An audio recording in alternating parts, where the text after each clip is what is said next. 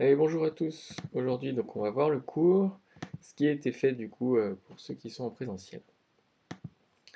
Alors, du coup, on est dans le thème génétique évolution, premier chapitre, l'origine du génotype des individus, et on est dans le grand 1, la conservation des génomes, stabilité génétique et évolution.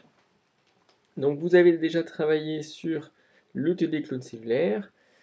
Vous vous êtes souvenu, ou pas d'ailleurs, que les clones sont fabriqués par une division cellulaire particulière qu'on appelle la mitose.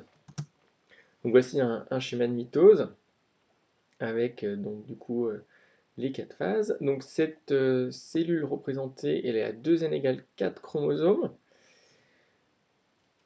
Donc en prophase, apparition des chromosomes. En métaphase, les chromosomes sont alignés sur la plaque équatoriale. En anaphase, chaque chromosome a 2 chromatides est tellement étiré qu'il se casse en deux, et chaque chromatide est attiré vers le pôle de la cellule. Donc c'est ce qu'on voit donc en anaphase. Et au final, en télophase, on a la décondensation des chromosomes et la séparation en deux cellules. Donc le bilan d'une mitose, c'est qu'on part d'une cellule et on arrive à deux cellules diploïdes identiques entre elles et identiques à la cellule de départ. Donc la suite du TD, donc il fallait trouver des exemples, justement, où il y a des clones cellulaires. Alors c'est pour ça que dans le cours, vous allez écrire qu'une cellule qui subit des successions de mitoses donne naissance à un ensemble de cellules toutes génétiquement semblables, qu'on appelle des clones cellulaires.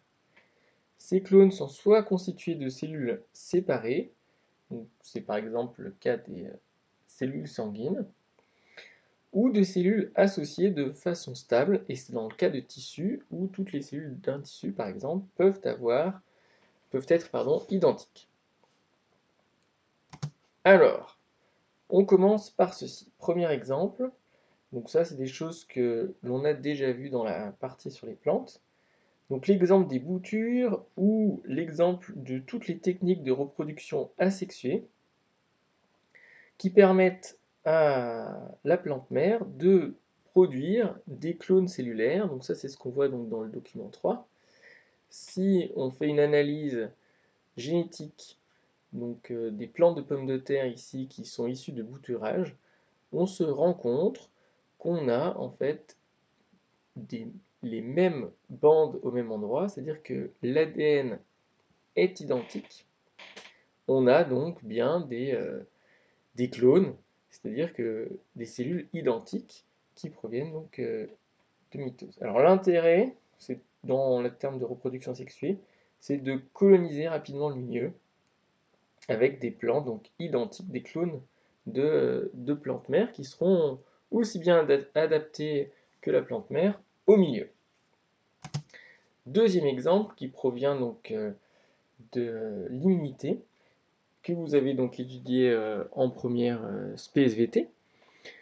Donc vous avez vu que lorsqu'un lymphocyte B reconnaît un antigène grâce à son récepteur membranaire, donc des anticorps membranaires, ce lymphocyte est activé, il va se multiplier énormément par mitose, ce qui va faire plein de clones de ce lymphocyte. Et ces clones de lymphocytes vont devenir en partie des plasmocytes, sécréteurs d'anticorps. Et au final, toute cette sorte d'armée de plasmocytes vont pouvoir sécréter le même type d'anticorps qui va justement permettre de neutraliser l'antigène circulant. Donc là, l'intérêt justement, c'est de créer des clones qui reconnaissent tous le même antigène pour pouvoir l'éliminer. Autre exemple, donc l'autre exemple, ici on est dans les cellules intestinales. Au fond de chaque villosité, on a des cellules souches qui se multiplient par mitose, qui donne toujours des cellules identiques. qui permet ainsi un renouvellement de notre épithélium digestif.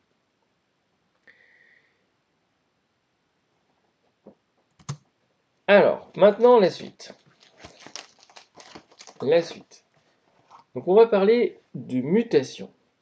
Et ce que j'aimerais que vous me fassiez, donc c'est à l'aide de ce document, que vous trouvez d'ailleurs dans votre livre au doc 2, page 20, vous allez devoir expliquer à l'aide d'un calcul pourquoi les mutations, bien que peu fréquentes, hein, parce que les erreurs sont très peu fréquentes, n'ont rien d'exceptionnel.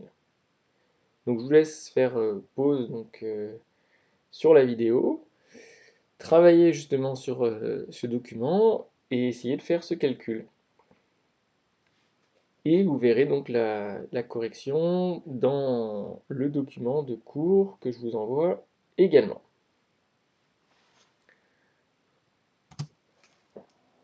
Alors maintenant dans le cours, après donc avoir écrit votre calcul, vous allez pouvoir écrire que la diversité génétique dans un clone provient de l'accumulation de mutations successives dans les cellules du clone. Toute modification génétique irréversible, donc mutation, perte d'un gène, est transmise à toutes les cellules dérivant du mutant, ce qu'on appelle une lignée. Et ça, on le voit très bien dans ce document B. Donc sur cette tulipe blanche, il y a eu donc une mutation dans le clone et une nouvelle couleur de cellule est apparue rouge. Et cette couleur, cette mutation, elle s'est transmise à toutes les cellules filles descendantes. C'est pour ça qu'on voit apparaître ce triangle rouge et avec à côté le schéma A qui explique bien justement le secteur mutant, donc le sous-clone, où toutes les cellules du sous-clone possèdent la mutation qui n'est apparue qu'une seule fois dans la lignée. Autre chose d'important, si la mutation touche une cellule de la lignée germinale, donc le cas du bas par exemple, cette mutation devient héréditaire et est transmise aux descendants. Mais si, cas du haut, la mutation ne touche pas des cellules de la lignée germinale, alors c'est seul l'individu qui possédera ce caractère muté et les descendants ne l'auront pas. Alors maintenant, on arrive à l'exploitation du TP mutation. Donc je vous encourage à faire pause si vous n'avez pas encore travaillé sur ce TP et revenir après. Alors, au cours de ce TP, vous avez vu par exemple qu'il existe des mutations donc, qui portent ici donc, le mutant W sur le gène W qui permet en fait l'apparition de la couleur des yeux. Donc le mutant a les yeux blancs et les drosophiles sauvages ont les yeux rouges. Et effectivement, si on passe sur Anagène, on se rend compte ici qu'on a affaire à une mutation de la séquence codante du gène W. Et donc du coup, dans votre cours, vous allez pouvoir écrire qu'une mutation de la séquence codante du gène W est à l'origine de l'apparition du caractère yeux blancs. Vous avez vu aussi qu'il n'y a pas que des mutations de la séquence codante. Par exemple, ici dans le TP, vous avez vu le mutant ANTP qui a des pattes à la place des antennes. Quand vous avez comparé la séquence codante, vous vous êtes rendu compte qu'elles sont complètement identiques, mais que le problème vient de la séquence régulatrice. Donc vous pouvez écrire dans le cours qu'une mutation de la séquence régulatrice du gène ANTP est à l'origine de la mise en place des pattes à la place des antennes. Et donc une mutation d'une séquence régulatrice d'un gène peut être à l'origine d'une expression à mauvais endroit. Mais une mutation de la séquence régulatrice, deuxième exemple, peut aussi être à l'origine d'une modification de l'intensité d'expression de ce gène. Alors on va regarder ce document. Ce document qui parle d'un gène qui s'appelle BMP4. Et ici, on voit donc l'expression du gène du développement BMP4 lors de la différenciation du bec chez deux espèces de pinsons. Un pinson à bec moyen et un pinson à gros bec. Donc on a des images, et sur cette image, en noir, on a l'expression de l'ARNM, donc du gène du développement. Alors c'est expliqué par avant que l'ARNM est détecté grâce à un marquage produisant une coloration noire sur des coupes de tissu observées au microscope optique. Plus la coloration est importante, plus l'expression de ce gène est importante. Et on se rend compte que l'expression du gène BMP4 est assez faible chez les pinsons à bec moyen, alors qu'elle est beaucoup plus forte chez les poissons à gros bec. Et là, on peut soumettre l'hypothèse suivante, que c'est l'expression de ce gène BMP4, l'intensité d'expression de ce gène BMP4, qui va influencer sur la taille du bec.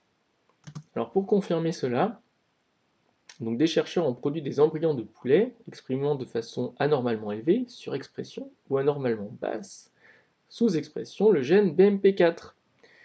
Et la tête des embryons a été photographiée. Donc vous avez donc l'expression normale de BMP4, la surexpression, donc quand ce gène est surexprimé, on a un gros bec qui se développe, et quand on a une sous-expression de ce gène BMP4, on a un tout petit bec. Donc c'est pour ça qu'on peut dire que une mutation dans la séquence régulatrice du gène peut modifier l'intensité d'expression d'un gène, et ça peut faire apparaître un caractère qui va être un petit peu différent chez l'individu. Donc voilà pour aujourd'hui. On ne va pas aller plus loin dans le cours. Et ce qu'il faudra faire par contre, ça va être travailler maintenant sur un nouveau TD que je vous enverrai demain.